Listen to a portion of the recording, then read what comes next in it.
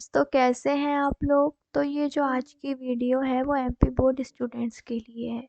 तो आज मैं आप लोगों को इस वीडियो में कराऊंगी ब्लूप्रिंट के हिसाब से इकाई फर्स्ट क्षितिज भाग 2 काव्य खंड में से कवि परिचय के मोस्ट इम्पॉर्टेंट क्वेश्चंस। तो जैसा कि आप लोगों को पता है, मैं पिछली वीडियोस में आप लोगों को ये 2 टॉपिक करा चुकी हूँ। उसका लिंक मैंने आपको डिस्क्रिप्शन बॉक्स में दे दिया है, तो आप वहाँ से देख सकते हैं। और मैं आप लोगों को बता दूं कि ब्लूप्रिंट के हिसाब से जो इकाई फर्स्ट है उसमें से 1 नंबर के 6 क्वेश्चन, 2 नंबर के 4 क्वेश्चन और 3 नंबर का 1 क्वेश्चन ही आएगा। तो जो कवि परिचय है वो भी इकाई फर्स्ट का ही पार्ट है। तो कवि परिचय में से 1 नंबर का क्वेश्चन भी पूछा जा सकता है, 2 नंबर का भी और 3 नंबर का भी। और जो इसमें से ओटी आएंगी वो सिर्फ 1 नंबर की ही आएंगी।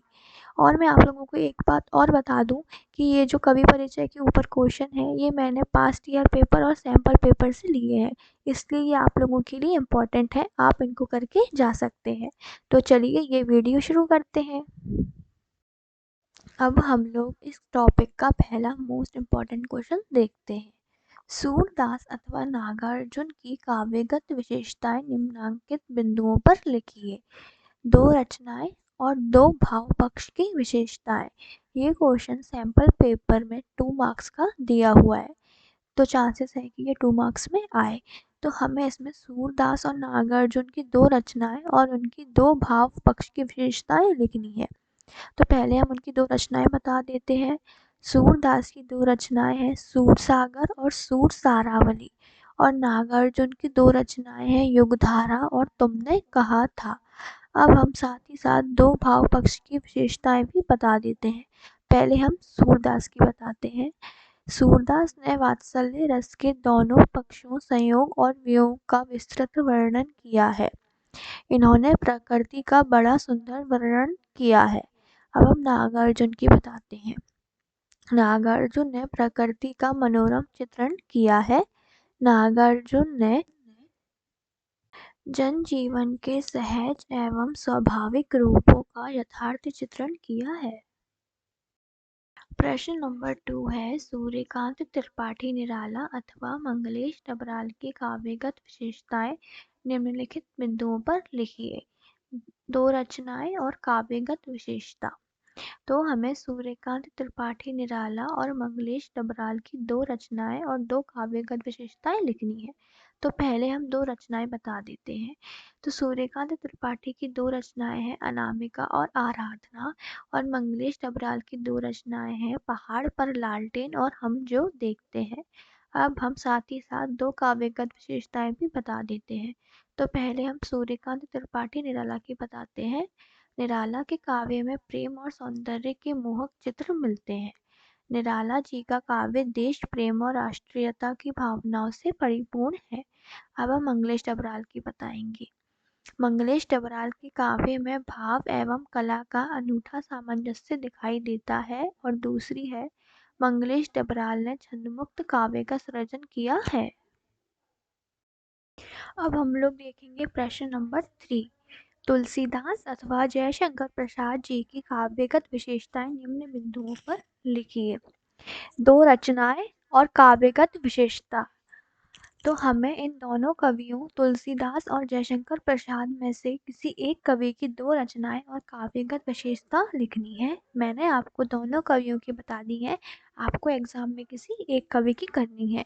ये क्वेश्चन आपसे 2022 के पेपर में पूछा गया था 2 मार्क्स के लिए। तो चलो पहले हम 2 रचनाएं देख लेते हैं। पहले हम तुलसीदास की 2 रचनाएं देखते हैं, रामचरितमानस और कवितावली, और जयशंकर प्रसाद की हैं लहर और झरना। अब हम काव्यगत विशेषता देखेंगे तुलसीदास की। तुलसीदास के काव्य में लोकमंगल की भावना व्यक्त है। तुलसीदास सगुण ईश्वर को मानते थे, उनकी भक्ति में असीम दैन्य आत्मसमर्पण है।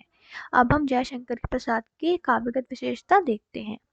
हिंदी काव्य में छायावाद का शुभारंभ करने का श्रेय प्रसाद जी को ही जाता है।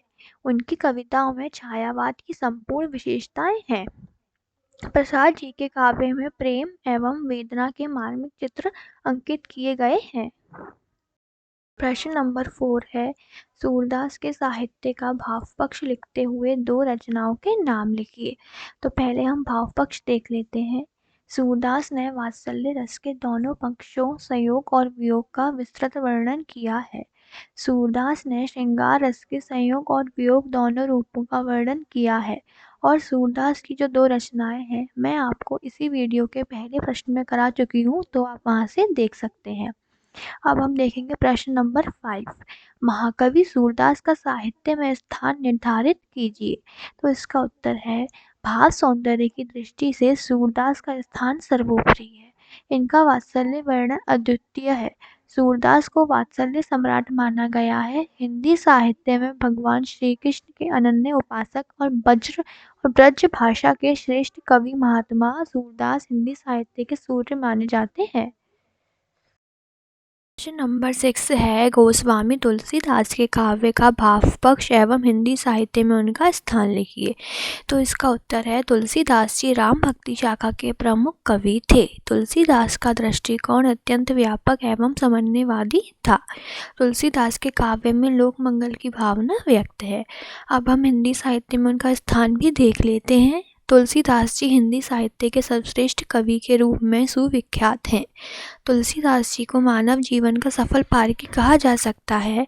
वास्तव में तुलसीदास जी हिंदी के अमर कवि हैं, जो युगों युगों तक हमारे बीच जीवित रहेंगे। हमें प्रश्न नंबर 7 में जयशंकर प्रसाद के काव्य का भाव पक्ष लिखना है। तो चलो हम भाव पक्ष देख लेते हैं।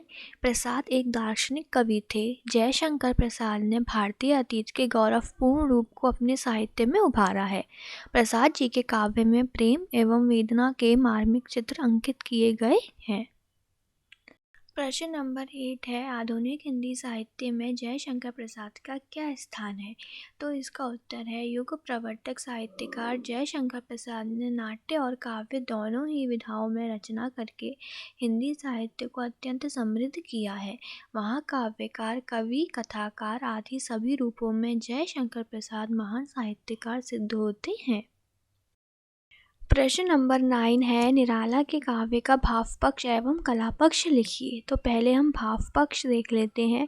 निराला के काव्य में प्रेम और सौंदर्य के मोहक चित्र मिलते हैं। निराला ने अपने काव्य में देश के सांस्कृतिक पतन की ओर जाने का व्यापकता से संकेत दिया है। अब हम कला पक्ष देखते हैं।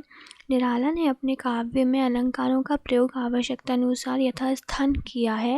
निराला जी ने अपनी काव्य भाषा में भावों के अनुरूप ही शब्दों का प्रयोग किया है।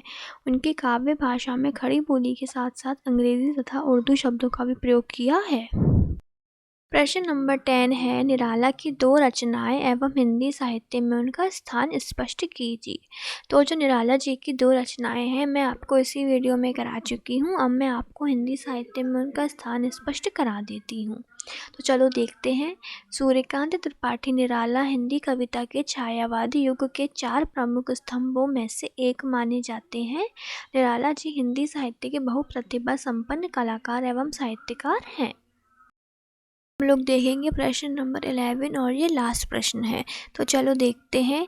कवि नागार्जुन की 2 रचनाएं एवं हिंदी साहित्य में उनका स्थान लिखिए। तो इनकी 2 रचनाएं जो हैं, मैं आपको इसी वीडियो में पहले करा चुकी हूँ। अब हम हिंदी साहित्य में उनका स्थान देखते हैं। नागार्जुन हिंदी और साहित्य के अप्रतिम लेखक और कवि थे। हिंदी साहित्य में उन्होंने नागार्जुन तथा मैथिली में यात्री उपनाम से रचनाएं की। अपनी कविताओं के माध्यम से इन्होंने दलित, पीड़ित और शोषित वर्ग को अन्याय का विरोध करने की प्रेरणा दी है। तो बस ये टॉपिक ख़त्म हुआ। और मैं आप लोगों को एक बात बता दूं कि मैं पिछले वीडियोस में ब्लूप्रिंट के हिसाब से इकाई फर्स्ट से आप लोगों को ये 3 टॉपिक करा चुकी हूँ। उसका लिंक मैंने आपको डिस्क्रिप्शन बॉक्स में भी दे दिया है, आप वहाँ से भी देख सकते हैं। और अब मैं नेक्स्ट वीडियो में आपको इकाई फर्स्ट से ये वाला टॉपिक कराऊँगी। फिर हमारी जो इकाई फर्स्ट है ब्लूप्रिंट के हिसाब से, यानी कि यूनिट फर्स्ट, वो कंप्लीट हो जाएगी। और फिर हम नेक्स्ट यूनिट पर चलेंगे, यानी कि यूनिट सेकेंड पर। तब तक के लिए अगर आप लोगों को मेरे पढ़ाने का तरीका अच्छा लगा है तो मेरे चैनल को लाइक और वीडियो को सब्सक्राइब करें। Thank you for watching.